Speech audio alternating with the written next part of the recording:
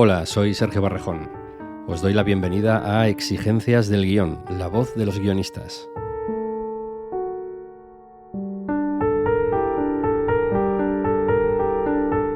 El cine de animación tiene procesos de trabajo que pueden ser muy diferentes a los de un largometraje de ficción de imagen real. Por eso, en Exigencias del Guión nos hemos interesado por el camino que los creadores recorren desde la idea hasta la producción, pasando por la escritura del guión.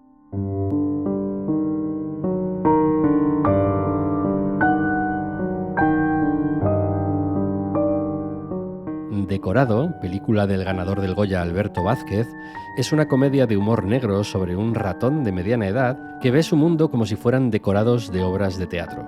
Paul Sánchez se reunió con Alberto Vázquez en el pasado Festival de Sitges para descubrir cómo el director trabajó en esta película ahora nominada al Goya.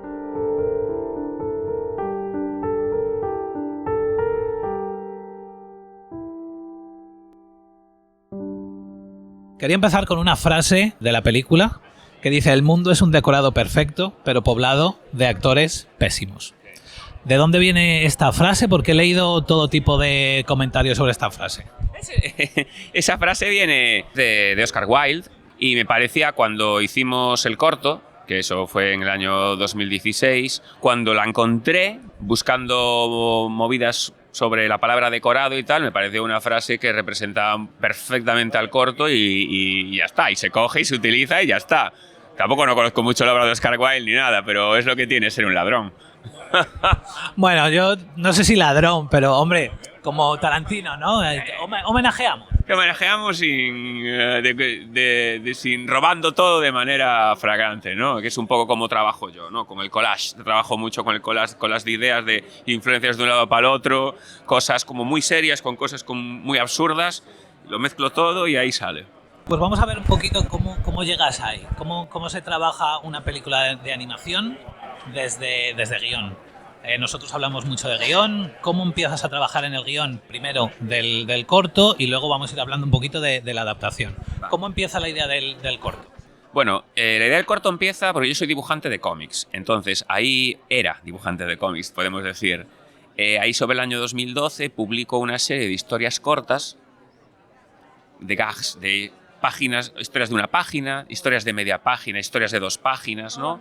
Que tenían todas un denominador común, que era eso, como animalillos en crisis existencial. Entonces, ahí quedan publicadas y tal, y años después decido coger esas ideas que me parecían bonitas para empezar y tal, que ya hablaban sobre lo falso del mundo, la superficialidad y todo esto, y las paso a un guión para un corto de animación. En este caso lo que hago es sigo jugando con el rollo de gag, de historias cortas entrelazadas, ¿no? Entonces en el corto, no sé si para quien no lo haya visto, son escenas que oscilan entre los 3 segundos y los 12 o los 15, y hay como una frase entre medias que dice decorado y cambias de escena, ¿no? Entonces es como un puzzle que no es lineal la historia, sino que son historias y tal, que todas van conformando y van hacia un final, hacia una escena final, ¿no? Me pareció como muy bonito y además que hablaba mucho del concepto que yo quería, ¿no? Que el mundo es falso, es decorado, las relaciones superficiales, las megacorporaciones que controlan la sociedad, somos libres, no somos libres, ¿no? Me parecía como todo muy, muy sólido y muy perfecto. Vale, ahí quedó. Yo no soy de los que piensa que el corto es un paso previo a un largo, ¿no? O sea, para mí los cortos tienen... Y más en animación. Sí, porque así como en imagen real sí que veo que muchos directores o directoras hacen cortos, pero lo que quieren hacer es un largo, suele ocurrir. En animación no tanto, hay grandes artistas que han llevado solo su carrera al cortometraje, porque una peli de animación, un largo, me extiendo un poco más porque como somos guionistas, vamos hablando de esto, ¿no? Una peli de animación es muy difícil de hacer, necesitas mucho dinero. En la animación hay muchas maneras de trabajar, puedes trabajar en 2D, en 3D, en cutout, de 100.000 maneras, en siluetas, en no sé qué, y entonces muchas veces el corto es donde hay la libertad creativa para hacer lo que una persona quiera, ¿no? Y jugar con todas las técnicas. En el largo, pues por todas las, claro, porque hay televisiones por medio, porque hay como intereses, porque se busca a ganar dinero. pues al final es como una industria un poco más conservadora que el cortometraje, ¿no? Bueno, ahí nos hemos quedado en el cortometraje y listo, ¿no? Yo me puse a hacer otras cosas, como Unicorn Wars, entre medias y tal, ¿no? Pero siempre me quedé con la idea de que, joder, de que este mundo de decorado podría expandirse y tal. Entonces conocí al co-guionista de esta peli de decorado, que se llama Xavi Manuel, que es de Lleida, y yo lo conocía de festivales y tal, nos llevamos muy bien y tal, y empezamos a trabajar en el concepto de hacer una serie de animación para adultos. Hicimos una Biblia, que era cuando las grandes compañías, Amazon, Netflix, estaban como haciendo mucha serie y tal, y era como, bueno, vamos a hacerlo, nosotros a ver qué pasa. Yo creo que debió ser, no sé, 2019, 2018... Y bueno, hicimos como está la Biblia de la serie, con todos sus resúmenes de capítulos y todo esto tal. Y bueno, tuvimos unas cuantas reuniones y veíamos que lo de hacer una serie para adultos era complicadísimo, que a ver quién cojones producía eso, que no era fácil, ¿sabes? Que no había gente, no se producía ese tipo de material, ¿no? Y entonces dijimos, bueno, pues mira, estas ideas nos gustan y todo, y si no sale la serie, que no va a salir, lo juntamos y empezamos a trabajar en un largo.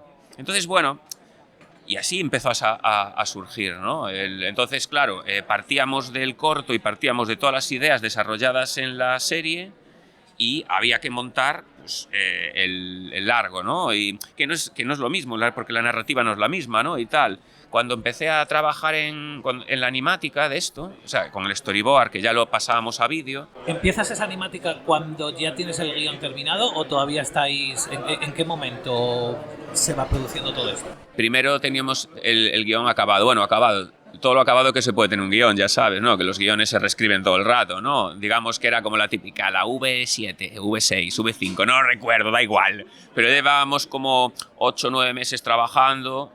Y ya cuando... Sí que es cierto que en animación, y como siempre hay prisas y al final somos películas, oye, que tenemos un presupuestillo, pero tampoco somos pelis de bajo presupuesto, como quien dice, ¿no? Se van solapando todas las cosas, ¿no? Entonces estás acabando el guión, todavía no está acabado y ya se empieza a dibujar. Y ya se empieza a hacer también como estudios de arte. Y luego va toda la parte esa de hacer el storyboard. Una vez tienes el storyboard, de alguna manera, se pasa a vídeo.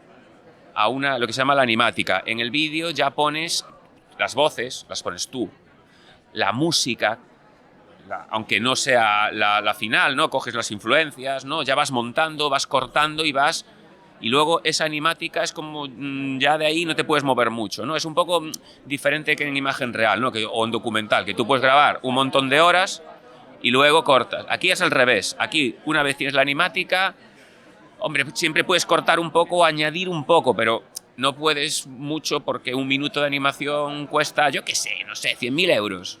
Siempre se dice que la película se escribe 3 veces. En guión, en rodaje y en edición, montaje. Claro. En animación, eso no ocurre. No. Y es algo que te puede limitar mucho porque si has cometido algún error o si luego no te gusta o si luego quieres cambiar una movida o tal, no puedes. Puedes cortar, pero no añadir. O no, hombre, siempre puedes añadir una cosita, un plano entre medias o tal, pero es bastante rígido la manera de trabajar. Entonces tienes que estar como muy seguro de esa animática que has hecho, de ese guión y esa animática, ¿no? Y oye, y bueno, intenté tener la misma manera narrativa, la misma narratividad de gags cortos y tal, pero 90 minutos no me funcionaba. Esa era como mierda, quedaba mal, ¿sabes? Y entonces tuve que ir a una narrativa como más convencional, ¿no? Pues lo típico, 3, 5 actos, 7, como queréis dividirlos, ¿vale? Vosotros los guionistas. Yo no tengo ni idea de él, yo no he estudiado ni cine, ni guión, ni nada, trabajo siempre desde, bueno, subconsciente, inconsciente, me he leído libros de guión, claro, porque tengo que escribirlo, el formato, ¿no? Pero yo, por ejemplo, mi primera peli, mis primeros cortos, no escribía guión, sino que hacía como un cómic. Iba tomando anotaciones ahí, o sea, como no sabía escribir guión, porque nadie me había enseñado, pues bueno, lo hacía así. Ahora ya tengo la capacidad de, como los guionistas, de escribir, imaginarme todo y eso, pero es un entrenamiento. ¿En qué momento decides que quieres dar ese salto del cómic a la animación? Yo estaba viviendo bueno, viviendo el cómic, viviendo la ilustración, básicamente, ¿no? Trabajaba en periódicos, en El País, en un montón de medios internacionales. A mí me iba bien, como ilustrador y como dibujante de cómics también. Y me llegó un mail de Pedro Rivero, que es un guionista vasco, y que había leído mi cómic Psiconautas, y que entonces, que por qué no hacíamos algo, que por qué no hacíamos una peli. Bueno, al final hicimos un corto primero y tal, y eso. Entonces fue un poco de manera orgánica. Además, es que yo siempre he sido muy amante del cine, claro. Entonces, claro, para mí la animación es como está justo en medio del cómic y del cine. Es una cosa intermedia. Es cine, pero es otro tipo de cine. No es cómic, o sea, dibujas, pero no es cómic, ¿no? Está como una cosa... Y encima coge muchas cosas pues, de la ilustración, porque para hacer fondos y tal, pues tienes que ser ilustrador, tienes que tal. Entonces, para mí fue como muy orgánico, fue, entre comillas, sencillo, aunque tuve que aprender una profesión. Pero como fue poco a poco, hice un corto, después una peli, después otro corto, después una peli, después otro corto... Pues voy aprendiendo y también aprendes de todo el mundo que te rodea, ¿no? Artistas, animadores, fondistas, yo qué sé. Para quien no haya visto Decorado o para quien vea a lo mejor unas imágenes de que se va a estrenar la película, ¿cómo la defines? ¿Cómo definirías para un espectador qué es Decorado, qué se va a encontrar? Yo creo que Decorado es una fábula o un cuento existencialista que oscila entre la comedia y el drama y que habla del sentido de la vida y la libertad humana. Es decir, es como remite a un montón de cosas que pues remite a Mickey Mouse, a los Looney Tunes, a las cosas, a los cartoons clásicos de los años 30, 40, remite a ciertas obras distópicas que las que todos conocemos, 1984, Show de Truman, El prisionero, Mundo feliz, etc, etc. Y también, para mí, remite a como una especie de sentido de humor absurdo y surrealista, un poco a, podría ser algunas pelis de Luis Buñuel, como el discreto encanto de la burguesía. Y bueno, yo creo que este es un cóctel, coges esto, lo agitas y luego lo que sí que yo hago en todas mis pelis un poco es pasarlo un poco por mi filtro, por mi sentido del humor, por cómo yo entiendo el humor o el drama o las preocupaciones vitales, ¿no? Entonces, lo que a mí me preocupa. Entonces, bueno, pues al final es como una mezcla, es un cajón desastre donde metes todo eso y ahí queda. A mí me gusta mucho un detalle de la película de Decorado y son las hadas, el hada de la depresión, de la ansiedad. No sé si podrías... Claro, los procesos creativos son muy complicados y a veces como muy abstractos, pero no sé si me podrías desgranar un poquito de dónde viene esa idea de las hadas. Bueno, pues viene de los cuentos de hadas, precisamente, ¿no? Viene de... El personaje de ella, que es su matrimonio de ratones, Arnold y María, como Mickey y Minnie Mouse, ¿no? Pues el personaje de ella tiene una relación muy tortuosa con su trabajo, es dibujante. Y ese hada se le aparece para contarle... Las hadas suelen ser seres mágicos, acuérdate la de Peter Pan, que ayuda, Campanilla, es un personaje inocente y tal. Este es al revés, es un hada como gótica. Tiene corte de pelo así como gótica y tal, no sé qué, y se presenta como la depresión, ¿no? Y entonces es como la voz de ella, la voz del personaje de María, que le está diciendo todo lo negativo que tiene en su vida, ¿no?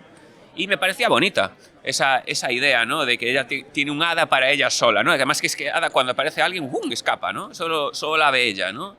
Y es pues es una metáfora de una enfermedad mental o de unas ideas tormentosas que te vienen, ¿no? Y yo creo que encaja muy bien dentro de ese mundo, porque es un mundo este de ratones, patos, tal, no sé qué, y de repente meto como cosas como de Disney, ¿no? Hay por ahí una especie de demonio, el hada, ¿no? Hay como algunos personajes que te pueden remitir a... Hay una sirena, pero es una sirena al revés, ¿no? Cabeza de pescado, piernas de mujer, ¿no? Entonces, bueno, pues es como... Es eso, es mezclarlo todo, cogerlo todo y venga, va. ¿Cómo vais trabajando ese guión? Volvamos un poquito a lo que hablábamos antes, de cuántas versiones se van haciendo, cómo lo vais desarrollando. ¿Es un guión que escribís juntos?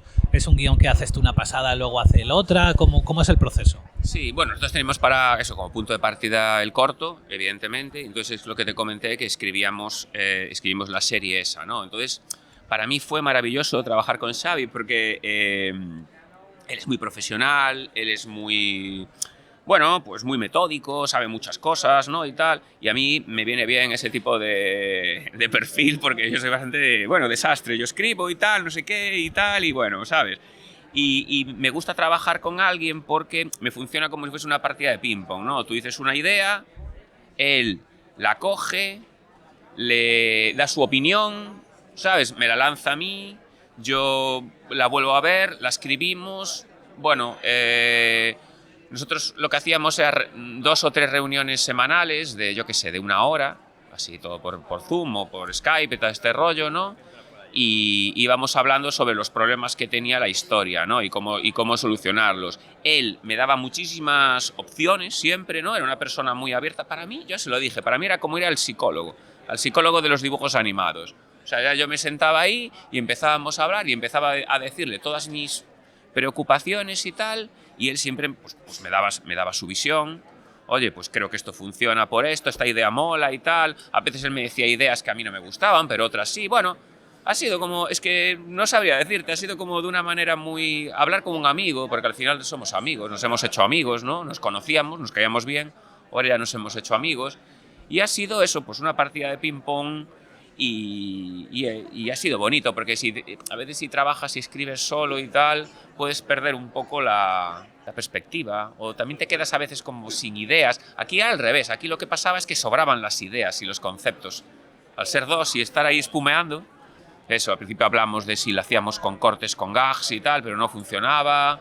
Bueno, no sé, ha sido como muy bonito y ¿por qué no trabajar con más guionistas? O sea, con un grupo de 3, de 4, ¿qué más da? Como, yo qué sé, como los Simpson, que eran un equipo ahí enorme. Me encantaría poder hacerlo, ¿sabes? Una serie y eso, sería... Porque el formato serie te permite como abrir muchísimas tramas y trabajar un montón de líneas paralelas, no sé. ¿Sabes? Con la peli al final y con la animación estamos limitados a que no pase de 90, que no pase de 75. Hay muchas películas de animación ahora de 70 minutos. ¿Por qué? Por pasta. ¿Teníais eso en mente, la pasta, cuando estabais trabajando el guión? ¿O os preocupabais del dinero una vez ya teníais el guión, digamos, versión 6, 7, la que fuera? Hombre, sí. Estaba hablado que en teoría la película no debería pasar de 80, 80 y pico. Al final te metes en 90 porque sí, porque te lo va pidiendo, ¿sabes? No puedes... Pero la idea era que no pasase, porque sí que se nota 10 minutos, 15, es una cuestión presupuestaria que yo con mis productores no puedo decirles, y ahora 20 minutos más. O sea, el dinero marca todo, marca los tiempos de producción, marca la cantidad de equipo que tengas, el dinero se nota. Habéis estado hace poquito en el Festival de Austin y habéis ganado premio. ¿Cómo ha sido la experiencia? Pues está muy bien, la verdad que siempre mola que en un festival que no es de animación te den algo, porque claro, tienes que competir con 30 pelis que no son de animación, el jurado no suele ser de animación, no hay nadie nunca de animación, entonces, y bueno, es peculiar, porque el cine de animación es cine, pero es otro tipo de cine, no tiene nada que ver la manera de construir, o sea, nosotros nos parecemos más a un estudio de videojuegos que no a un rodaje de cine, porque estamos ahí 2 años o 3 metidos delante de un ordenador en oficina, no vamos a rodar por ahí. El único que voy yo por ahí soy yo para grabar voces, para cosas así, pero... Entonces es cine, pero tiene otras lógicas completamente diferentes.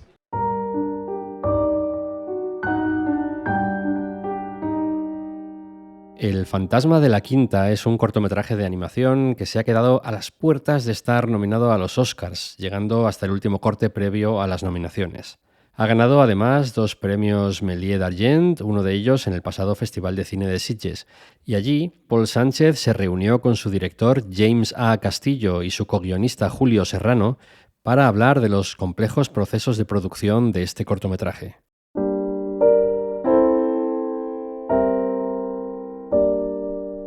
Es un corto de animación de terror gótico. James A. Castillo. Trata sobre los 4 años que Goya pasó encerrado en la Quinta del Sordo, pintando las pinturas negras, haciendo un poco un viaje introspectivo más emocional, una ficción de cómo puede haber sido todo ese proceso, intentando buscar la empatía de la audiencia hacia el propio autor. Sí, es justamente eso, porque realmente de esa época de la vida de Goya no se sabe gran cosa, no se sabe prácticamente nada. Julio Serrano. Porque casi toda la información que nos llegaba era de las cartas que él mantenía con su mejor amigo, Martín Zapater, pero al momento que este muere, esas cartas dejan de existir y Goya se retira a la Quinta del Sordo, a su casona, Y a partir de ahí todo es conjeturas, especulaciones y claro, se forma un cóctel del contexto histórico, del contexto del propio Goya, de esa situación justo en la que todo eclosiona para que él diga estoy harto, me voy. Y ahí es cuando pinta su obra por la que es más reconocido, ¿no? Que es la serie de las pinturas negras. Y sin duda tuvo que ser una experiencia de algún modo traumática, de algún modo casi de exorcismo, ¿no? De liberarse de los demonios que le había causado su propio país. Y de eso investigamos en el corto, ¿no? De intentar reconstruir, siempre desde la ficción y desde el relato de terror, cómo podría haber sido esa historia. ¿Cuánto conocíais a Goya, su pintura, su trabajo, su vida antes de empezar el cortometraje? ¿O os tuvisteis que meter muchísima documentación para poder llevarlo a cabo? En mi caso en particular, yo la mayor parte de mi carrera ha ocurrido como artista para otros proyectos de animación. Entonces creo que no hay nadie que dibuje en este país que no sepa quién es Goya. Y más allá de la conocimiento popular, pues hay un interés personal propio mío. Entonces yo creía saber bastante más que la media. La realidad es que al final la realidad supera la ficción. O sea, al final la vida de Goya es tan extensa, tan larga, tan llena de detalles, tan llena de ramificaciones, de personajes interesantes, que al final te das cuenta de que lo que sabes es un 5% de lo que realmente deberías de saber. Entonces había conocimiento suficiente como para saber que era un tema muy guay, muy interesante del que hablar, pero a la hora de hablar de él tuvimos que hacer el inevitable proceso de exploración y de documentación extenso, pero por suerte hay bastante documentación sobre él. Como la de Julio, las propias cartas de Zapater existen, están editadas, hay bastantes. Bueno, de hecho hay que tener cuidado con qué biografías quieres leer, porque depende de qué décadas haya escrito, hay como conjeturas y como al final todo momento histórico, como que todo prisma histórico deforma el pasado de alguna manera. Entonces tenemos que tener cuidado de no dejarnos llevar solamente por una versión de lo que cuentan, ¿no? Sí, al fin y al cabo, a mí me pasó un poco lo mismo, que yo pensaba que sabía bastante de Goya y una vez que me sumergí en ese mundo dije, no sé nada, o sea, realmente... Y, bueno, sí sabía, pero sabía la superficie, ¿no? Pero luego empiezas a investigar, empiezas a ver y vas descubriendo que esa historia es cada vez más interesante.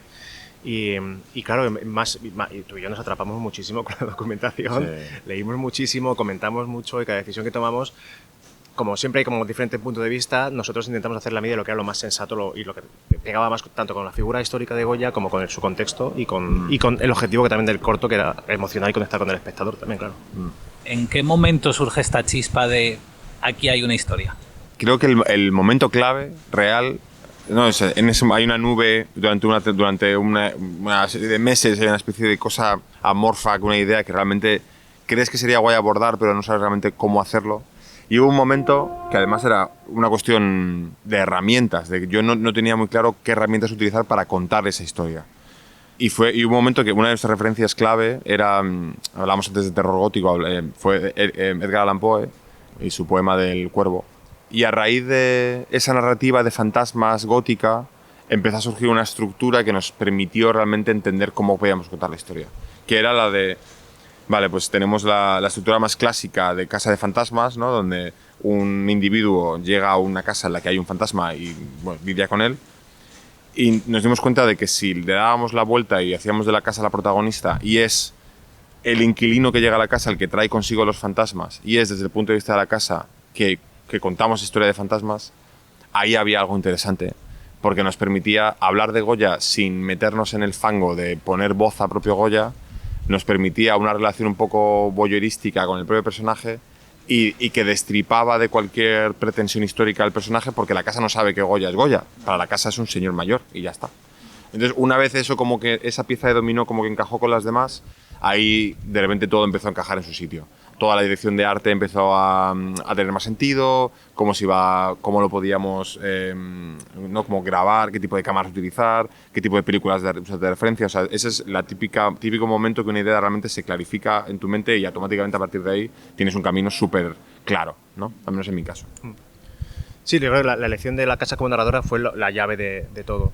Y también la elección del tiempo, ¿no? Desde qué punto íbamos a contar la historia, ¿no? Y es una vez que ya Goya se había ido, puede ser incluso años después, puede ser que incluso Goya ya estuviera muerto, y entonces como que fuese una carta de una amante despechada, ¿no? A una persona que realmente le ha hecho daño, que le hizo unas promesas, de que realmente le hizo pensar que iba a ser una gran casa de una gran villa, ¿no? y al final de algún modo se ve traicionada por culpa de esos fantasmas que acosan al propio Goya, ¿no? De todo ese estigma que arrastra de su pasado.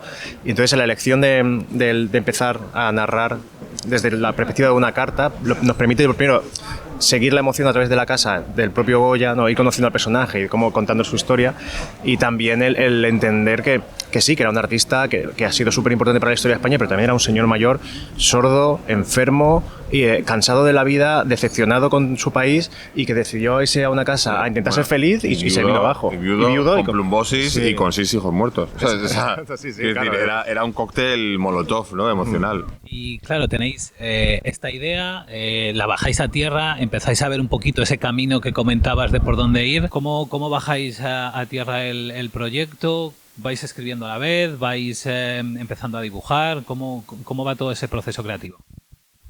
Obviamente empezamos por el guión, pero sí que es verdad que había ciertas imágenes, porque James dibuja, y además dibuja magistralmente, todos los diseños son suyos, todos los diseños de lo que es el mundo real, todo es diseño de James, la parte más onírica es de Pacoto, pero claro, él tenía imágenes muy claras ya de partida, como por ejemplo la escena del toro, que es un poco como el punto desde que se construyó el corto, ¿no? Que era como de, no sé muy bien cómo encajarlo, no sé muy bien cómo, pero esta escena creo que es muy potente y creo que deberíamos trabajar con esto, ¿no? Y luego a raíz de ahí era sentarnos los dos a escribir. Yo recuerdo que preparé también con un pequeño draft de cómo me imaginaba la cosa, ¿no? Y tú dijiste, no, por aquí no, y empezamos como a cambiar cosas los dos, fuimos encajando. Ideas potentes que pensábamos que había que meter, y tenías también un par de frases que también te gustaban mucho. Y fuimos encajando, trabajando los dos a la vez online, en Celx. Y íbamos proponiendo ideas los dos, las veíamos juntos y elegíamos la que más nos gustaba, y luego trabajábamos cuál era la mejor forma de enfocar lo que queríamos transmitir, ¿no? Con esa escena o con ese plano o incluso con esa frase, incluso con ese verbo. Trabajamos bajamos hasta el fondo del todo, ¿no? Yo lo primero que tengo alrededor de este proyecto son imágenes. Son tanto esa imagen del toro, porque hay mucho simbolismo, la propia imagen de Goya pintando las pinturas negras, que era un ejercicio, que además era un ejercicio de ver si se podía hacer eso de una forma como muy cinematográfica, porque me da la impresión de que había gente que pensaba que Goya se sentaba con una silla a pintar como con un café, y son obras muy violentas, son obras que requieren mucha fisicalidad, ¿no? Entonces, eso en sí me parecía como justificación suficiente para intentar ver cómo filmarlo. Había muchas más ideas de las que se acabaron exprimiendo, o sea, como filtrando al corto. Pero al principio de la ideación creo que es importante intentar no cerrar de demasiadas puertas, porque hay veces que, especialmente en el caso de un corto como este, que es un poco más onírico, más poético, a veces hay ciertas imágenes que no hace falta explicar, que sencillamente tienen un significado muy potente y que ayudan un poco a construir la atmósfera del corto, que no hace falta escribir con palabras. Entonces, era importante que no fueran procesos separados, sino que ocurriesen de manera simultánea, que ciertas descripciones que Julio hacía, que la propia obra de Goya, incluso a veces que incluso teníamos, creo que, una tabla con varios dibujos de Goya, pinturas y dibujos de Goya, y buscábamos maneras de decir, vale, ¿crees que una imagen como esta encajaría con este momento del tal? O a lo mejor esta composición podemos hacer una referencia en este plano, o en esa secuencia puede estar más basada en esta parte de la obra de Goya. Todo eso al principio tienes que dejarte muchas puertas abiertas para ver qué se acaba quedando. Luego de ahí vas afeitando, vas quitando, ¿no? Vas quitando como lo que va sobrando, y al final te queda una perlita, ¿no? Como digamos, como esos 17 minutos que está todo bien prensadito, bien puesto. Y como decía Julio, al final llegábamos a un nivel de detalle. También había una parte interesante que Julio aportaba, que yo era incapaz de aportar, que era la parte del lenguaje, de la parte más lírica, de intentar referenciar hasta cierto punto ese castellano más antiguo de la época, que requería de un cierto kung fu ortográfico, ¿sabes? Como de buscar, ¿no? esas expresiones, pero sin que fuera tan histórico que la gente del actual le pareciera una cosa como extrañísima con la que no puede conectar, ¿no? Entonces, bueno, pues fuese poco a poco toma y daca, y sí que íbamos como cerrando ese guión, que además apreciábamos no únicamente como una herramienta de producción, sino que como era muy posible que nunca fuésemos a hacer el corto, pues queríamos que al menos este guión quedase lo más bonito y lo más presentable, y que solamente leyéndolo pudieras como fuese una experiencia en sí misma y que pudieras entender un poco lo que íbamos a hacer. Entonces sí que le metimos muchísimo amor.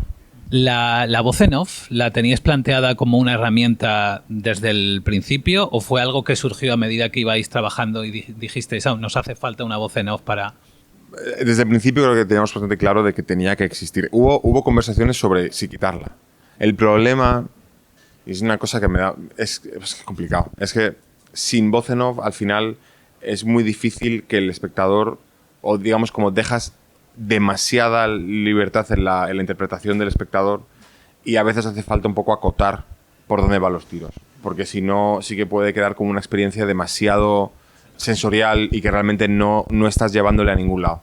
Entonces, era la manera de poder hablar de los temas que nos interesaba hablar, especialmente creo que además al final, al menos para mí, ahora cuando veo el producto final, para mí está súper justificado, porque creo que ese final emocional, que hoy mismo hemos hecho el screening, y que mucha gente nos ha confesado que les ha llevado la lágrima, creo que eso no hubiera ocurrido si no fuera porque hemos ido como en un pequeño ferrocarril hacia tu corazón, digamos de alguna manera.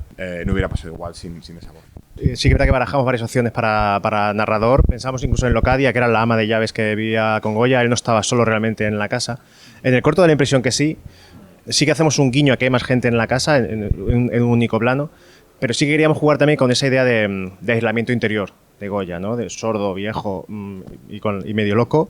Nos gustaba la idea de que realmente diese la sensación de que estuviese solo en la casa. Pero sí que barajamos esa idea de Leocadia como narradora, incluso una carta de Martín Zapater que hubiese aparecido luego, o de, no sé, como algún tipo de recurso que nos sirviese para justificar esa historia. Goya, desde luego, no, porque es manejar nitroglicerina. Es un personaje con mucho peso, hay mucho debate sobre cómo era la figura de Goya, ¿no? Tiene muchos matices, y como es un momento de su vida que no se sabe nada, pues jugárnosla era un poco hacer trampas, no era un poco mentira. Y la casa nos permitía tener, lo primero, un narrador observador que puede ver a Goya en cualquier momento de la casa, desde el momento más alto al más bajo, y nos permitía también el jugar con que no hay posibilidad de réplica. Entonces, era simplemente una figura observando a Goya, ¿no? Que puede guiar al espectador por toda la casa y por todo ese viaje, ese descenso a la locura que tiene Francisco de Goya. Me llamó la atención viendo el corto que parece que hay como diferentes tipos de animación, ¿sí? Supongo que es por alguna razón narrativa de que cada tipo de animación os ofrece algo diferente a la hora de narrar, de contar vuestra historia. ¿Podrías explicarme un poco qué tipo de animación habéis usado y qué objetivo narrativo tenía ese tipo de animación? Básicamente, a nivel narrativo, como lo pensábamos, esto era una cuestión que estaba incluso escrito en el guión. Existen tres digamos, versiones del mundo en el corto. Está el mundo de las pesadillas de Goya y el mundo real. Goya vive en el mundo real y todo está hecho con animación 3D más tradicional, que es, bueno, pues has visto el corto, es toda la parte del principio, es todo eso, es una animación relativamente convencional. Y luego el mundo de las pesadillas queríamos forzarlo y que fuera un mundo en el que estuviera mucho más influenciado por la propia pincelada de la obra más tardía de Goya, donde todos los personajes estuvieran como desdibujados, donde las propias siluetas de los personajes se perdiesen en una negrura infinita, etc. Y luego está el tercer mundo, que es en el que coexisten personajes de las pesadillas de Goya con el Goya en la vida real. Para hacer ese viaje hubo una exploración técnica. Antes Julia ha mencionado a Pacoto Martínez, que es digamos como el tercer mosquetero en ese primer año de desarrollo del proyecto, que me acompaña en la parte artística y que empieza a diseñar todo lo que sería el lenguaje del propio Goya pintando durante el tiempo del corto. Para llevar eso a cabo, porque es tan suelto y o sea, pinceladas tan sueltas y con tanta textura y tal, tuvimos que utilizar herramientas de realidad virtual que te permiten pintar como en el espacio y como, digamos, como esculpir con trazos figuras tridimensionales que luego podíamos ingestar dentro del proceso de 3D, y nos permitían que personajes muy pictóricos pudieran coexistir con personajes más tridimensionales. Pero creo que el propio lenguaje del guión nos obligaba a ser bastante descriptivos de una forma muy poética. Es decir, creo que de hecho rara vez llamábamos al toro toro. Era una bestia cornuda o era no un símbolo de una España fagocitada. O sea, intentábamos siempre como llevarlo a que en la propia imaginación del lector ya no fueran simplemente cosas textuales, ¿no? De hay una señora con una máscara, hay un obispo, hay un no sé qué. Es una cosa un poquito más, pues eso, onírica, poética, que también nos permitía que desde la parte más dibujística no estuviéramos demasiado como enclaustrados en tengo que diseñar un toro y ya está. No es cualquier toro. Es un toro que tiene que significar mucho, tiene que estar hecho de esta forma, tiene que estar iluminado de esta forma y tal. Entonces todo eso venía también en la lírica del propio guión, estaba hecho muy aposta, ¿no? De hecho, se me viene a la cabeza, ya que este podcast es de guión y creo que tiene sentido explicarlo, me acuerdo que una frase del principio que a mí me gustaba mucho era, describíamos, hay una página entera, casi media página, que describimos las diferentes estancias de la casa vacía antes de que llegue el propio Goya. Y hay una frase en la que hablamos de, ¿no?, las cortinas colgando como dos ahorcados de la horca, ¿no? Como intentando como evocar una serie de sonidos, una serie de planos que permiten como que el tono ya estaba asentado en el propio guión sin necesidad de tener que tener una ayuda visual, ¿no? El propio tono del guión ya estaba muy metido en el propio género del terror y de la parte más poética. O sea, queríamos que todo el lenguaje, tanto las descripciones, estuviesen en consonancia con los diálogos, estuviesen en consonancia con la descripción de las escenas. Entonces sí que usábamos ese tipo de lenguaje, quizá que no sea el habitual en un guión, ¿no?, que suele ser como algo más, quizá un poco más técnico. Sí que nos vinimos un poco más arriba con lo poético, y también escribimos mucho más antes. Al principio en la casa hablaba muchísimo. Lo que pasa es que conforme nos metíamos en profundidad en lo que era ese viaje, nos dábamos cuenta de que a veces, lo que decía James, que había la propia imagen, pensando en cómo sería la imagen, era mucho más potente que la descripción en sí, o lo que pudiese decir la narradora. Luego también hubo ideas que salieron de Story.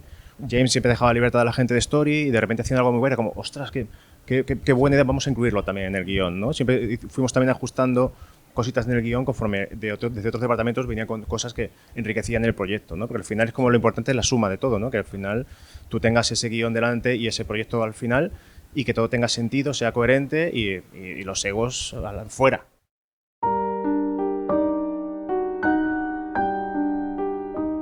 Paul Sánchez le había pillado ya el gusto a hablar de animación, por lo que se sentó a hablar con Amparo Martínez, codirectora del largometraje de animación Bella, que también competirá por el Goya este año.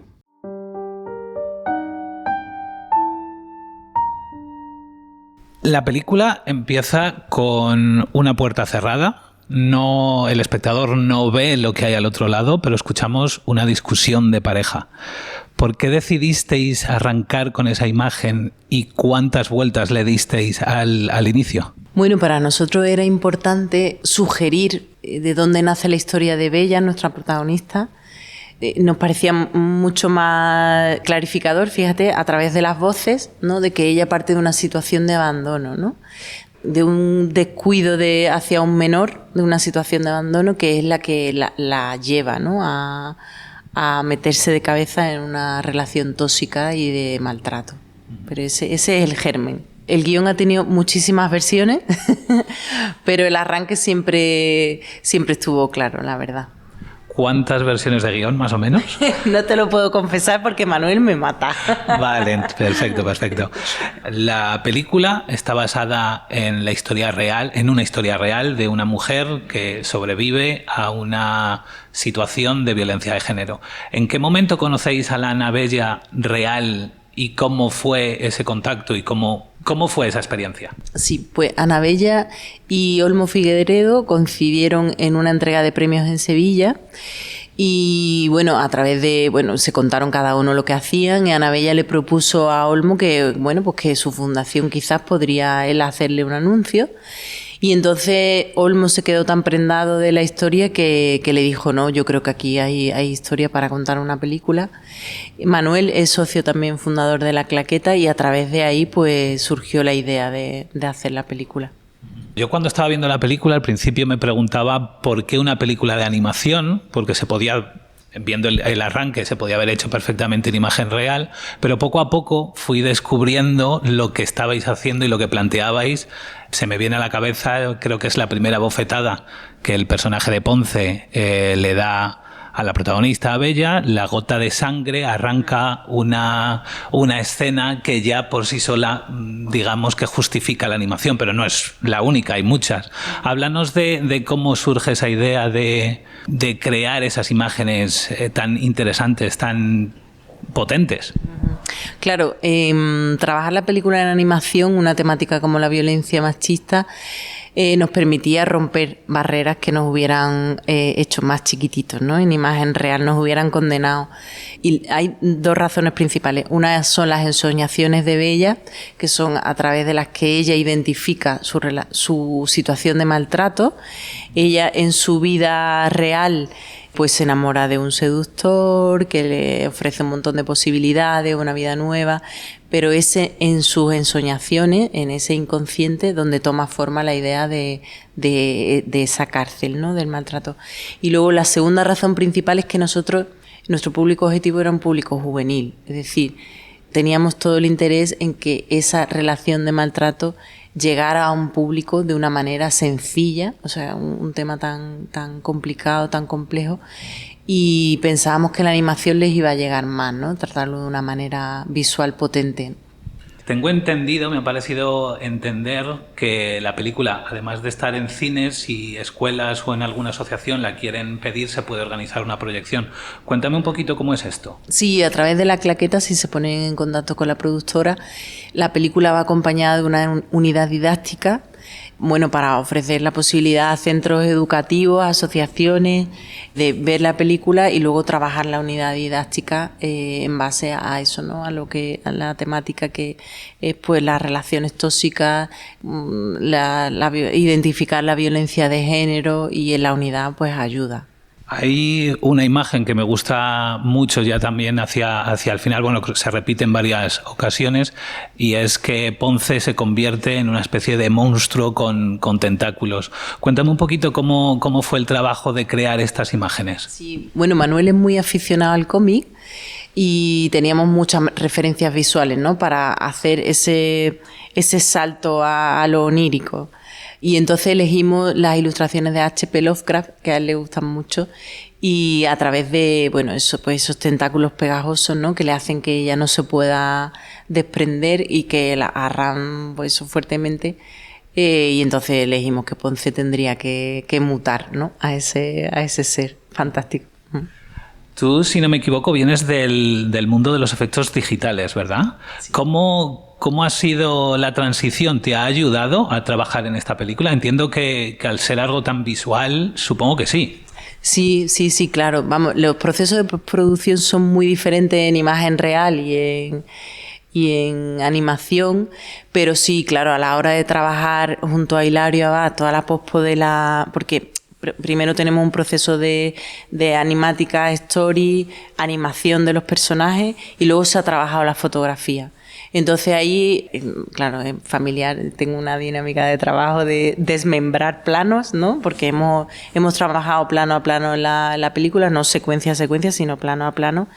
Y hemos trabajado pues eso, la distancia focal, la paleta cromática, los tempos de los planos, ¿no? Incluso, entonces bueno, pues era familiar. Es distinto, pero la raíz es la misma, ¿no? Y a la hora de construir la película, háblame un poquito del proceso, desde que conocéis a la Anabela Real, el proceso de escritura de guión, y en qué momento empezáis con todo esto que me comentabas hace un segundo de las animáticas y todo esto.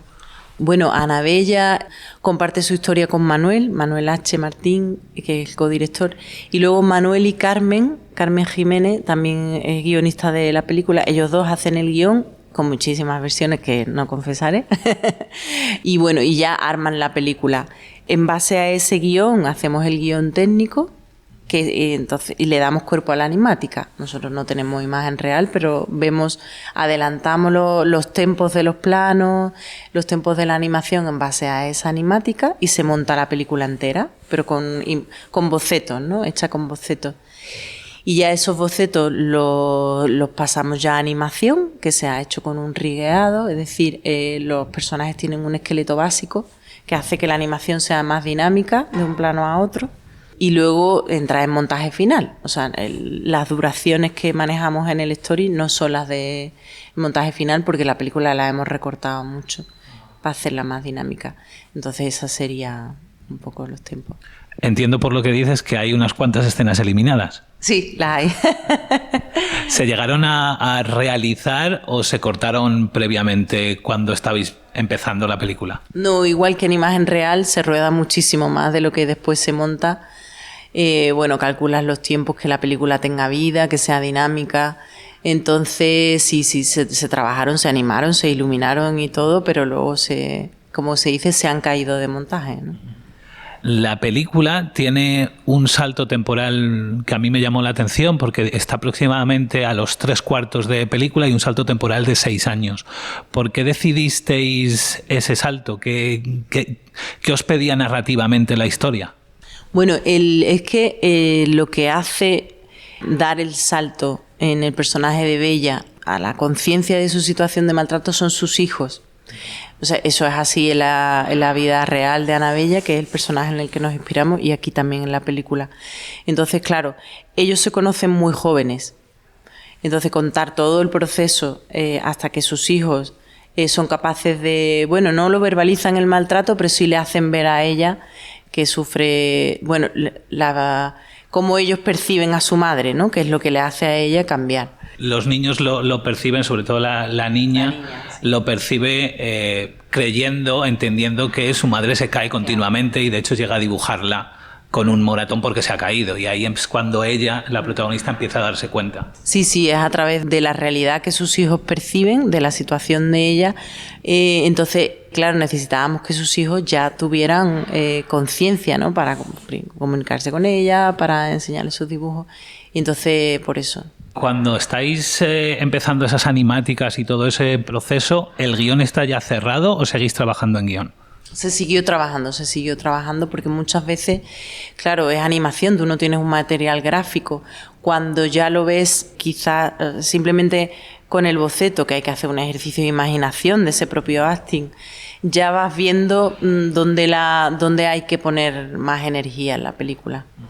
¿Y el estilo de animación que iba a tener, de dónde viene? ¿Fue un diálogo con Manuel, entiendo? ¿O cómo llegasteis a este estilo de animación? Sí, bueno, nosotros hemos tenido la animación es un proceso largo y caro. Hemos tenido limitaciones económicas, no hemos tenido ayudas de televisiones, y entonces decidir ese tipo de animación lo hacía más viable. Y luego también que Bella es una película de animación, pero no usa muchos códigos de película de animación, como una planificación de cámara muy loca, ¿no? O sea, tiene una planificación de película clásica con una acción de película clásica en sus personajes que podría ser grabada, excepto ese mundo onírico. Entonces eso nos encajaba más con la historia, con la dureza. Hay una secuencia, una escena que me da mucha curiosidad, y es que los amigos de Bella van al cine y ven una película de vampiros. En ningún momento se dice qué película es, pero queda muy claro cuando dicen que es una película romanticona. ¿De dónde viene esa escena? Porque a mí me llama mucho la atención. Además, perdona, justo la protagonista de esa película en la vida real también se llama Bella. Sí, señor. Claro, para nosotros era como... Es una película de corte juvenil, ¿no? Porque eso, el rollo chico conoce chica, pero también el tema de introducir a los vampiros, pues es que nuestro Ponce es un vampiro. Es decir, conecta con la película, con la propia temática de la película y con el público al que va dirigido, porque la película que están viendo, una película de adolescentes, una saga muy conocida, en el que él es un príncipe salvador, ¿no? Y ella se entrega. Lo que pasa que nuestro príncipe, nuestro Ponce, muta, ¿no? Que puede ser otra vertiente del vampiro, o sea, que te absorbe y te anula. Al final de la película introducís declaraciones reales de víctimas que han sobrevivido a violencia de género. ¿En qué momento decidisteis que esto iba a ser así y por qué decidisteis acabar con esta pequeña coda? Bueno, primero porque todos los fondos de la película van destinados a la Fundación de Ana Bella. Entonces, para nosotros era importante que la gente identificara lo que era la fundación, más allá de ese lado cinematográfico de la película, ¿no? La película está basada en una historia real, basada libremente, pero es una historia real. Y también porque nosotros queríamos introducir una perspectiva del después. Es decir, si algo tiene de diferente Bella es que sí que retrata una relación de maltrato, pero es que hay un después que está lleno de libertad, lleno de luz, lleno de posibilidades.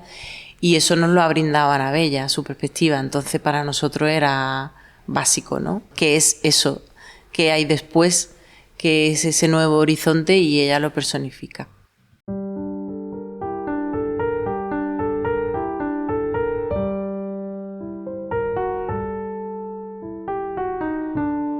Gracias por escuchar Exigencias del Guión. Redacción y realización, Paul Sánchez. Diseño gráfico, Jorge Espejo. Música, Ana Álvarez Prada. Puedes contactar con nosotros en el teléfono de España 613 00 6650 o en el email podcast@exigencias.es.